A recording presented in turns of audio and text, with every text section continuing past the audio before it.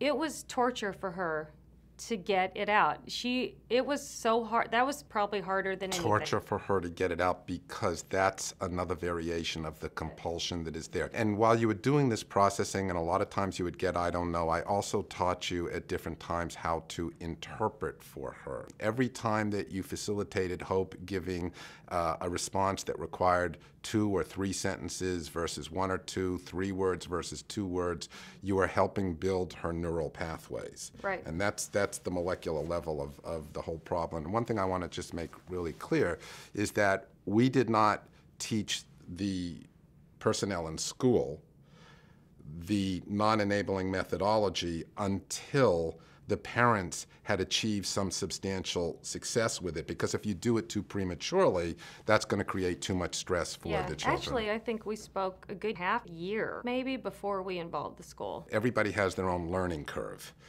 The variables of which are length of the problem, severity of the problem, ability to integrate new concepts, readiness to face fear, motivation, etc. But we didn't go into the school to begin with, and this is a major issue that confuses parents, because they say, oh, my kid is normal at home. It's just in school that there's a problem.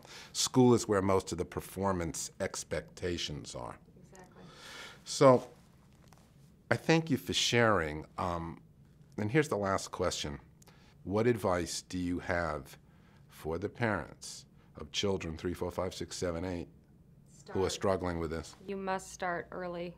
I mean, as a parent, it's your responsibility. It's your job. I mean, if you have that gut feeling that it's not just, you know if it's shy, really. I mean, I think the parent has to not be in denial themselves about it, first off. If you wait too long, that's just the longer it's going to get ingrained in them. I would see her progress after 6 months or 1 year, and I would think, now what if I put that off 6 months talking to Jonathan, or a year? We would, you know, a year from now, where would we be? Hope would still not. She'd be right where she was.